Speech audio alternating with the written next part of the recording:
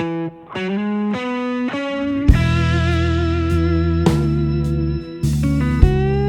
I want to show you 5 beginner blues bending licks for electric guitar. These are all for lead playing. I'll go through them all right now and then break them down in a minute. Here's number 1. Number 2. Very simple. Now we're on to 3-note licks for number 3.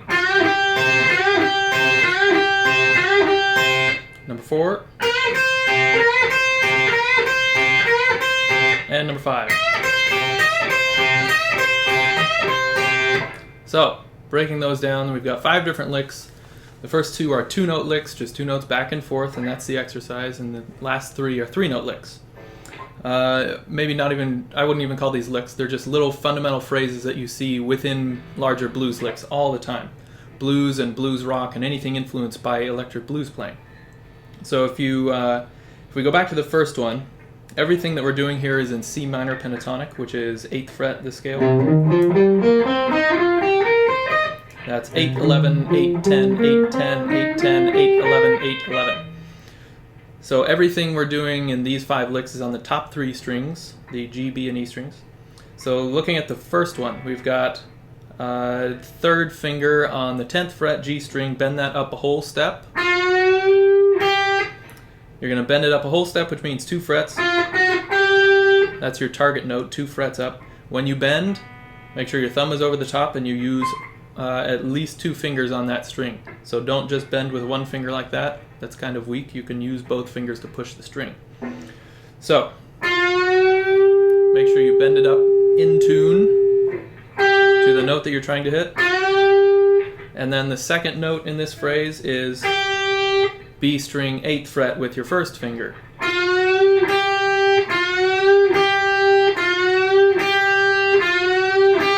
It will be useful to spend some extra time just on this one before we go to all the rest, because if you can get this one perfect, the rest are going to come pretty easy. So the way you get this perfect, this is probably the hardest part out of everything you're going to do in this whole lesson. Put the hard part first. That's not very wise of me, but here goes. You want those 2 notes that you're going back and forth, no overlap between them and no space between them. So you don't want this sound where they would be overlapping. That can be cool sometimes, but it's not what we're going for in the kind of playing that these phrases you'll find in. So stuff like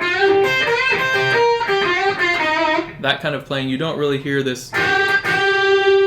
It's a different effect. It's useful sometimes, but not what we're talking about right now. So you don't want any overlap between those notes, but you don't want space between them like this either. So you want each note to go all the way up to the exact point that the next one starts. And one more thing you want to avoid, if you haven't noticed yet, I'm not letting that bent note back down. I'm not releasing it. I'm not going up and back down. You don't hear it come down. You make the switch to the other note when the bent note is at its height. So that's another difficulty. What I tend to do, and I didn't do this consciously when I was learning to do these, it just kind of happened in that process of trying to get them to sound the way I want. What I do is, with this first finger on that second note, it's touching the G string. It's touching the string that comes down off of that bend. So when I play the second note, this first finger mutes out the previous note. And when I'm playing it as slowly as I am now, you can kind of hear a little clunk in between. And it's kind of unavoidable because you're going from a bent note and trying to silence it at the same exact moment as you pick another note, so there will naturally be a little bit of noise in there. You just want to minimize it. And then when you play it fast, you don't really notice the noise once you get up to that speed. So, going on to the second exercise, everything I said about the first one applies here too.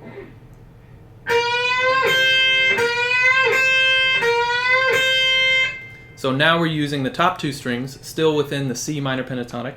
We've got 11th fret, B string, bend that up a whole step. That's your target.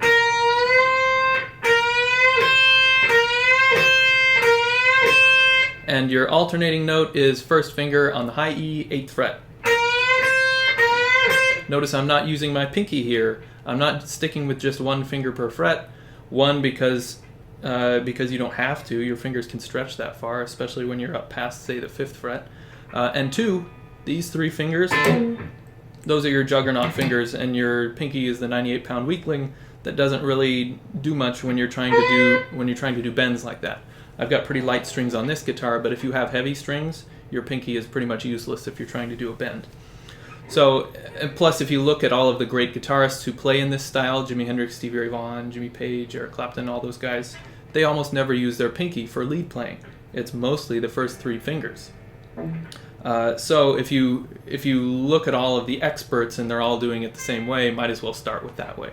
So 3rd finger on the 11th fret, bending up a whole step, alternate with high E string, 8th fret. Again, no overlap between those notes and no space between them. On to exercise number 3. This is a 3-note exercise now. Back to bending at the G string, 10th fret, up a whole step. Now 8th fret, B string, 8th fret, high E string. Those last 2 notes can overlap. I'm playing them at the same time. So when I play those 2, I just lay my first finger down flat on the top 2 strings. And I don't have to separate those 2 because they sound pretty good together. Picking on this one will be important because we've got a 3-note pattern. We might as well do the same picking each time through. The way I do it is down, down, up, down, down, up, down, down, up. That sets up your pick always to be going towards the string you're about to play. Down, down, up, down, down, up, down, down, up. Number 4.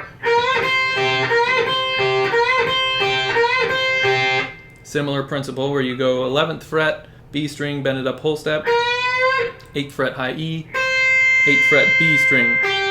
And those are your 3 notes to repeat.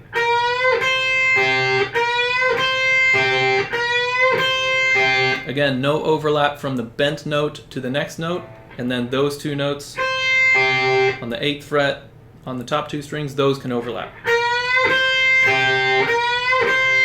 So again, my first finger just lays flat on those top 2 strings. And picking on this one, I go down, up, up, down, up, down, up, up. Finally, the last one, number 5.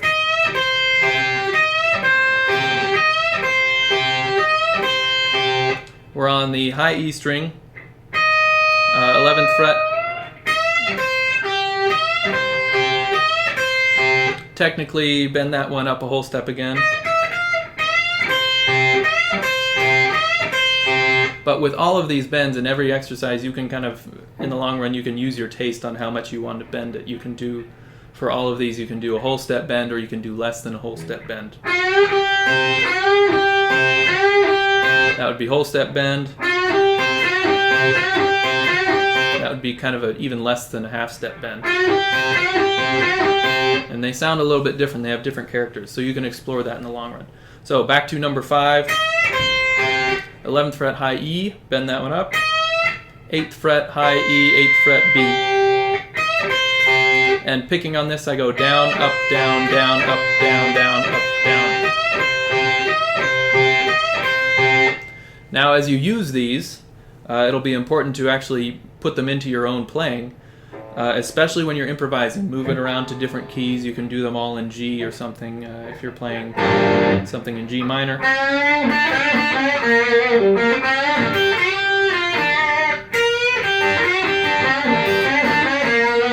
Just try to string them all together and create your own little licks. And when you learn other people's solos, try to identify these things in their licks too. So, there you have it. Let me know if you have any questions. Have fun.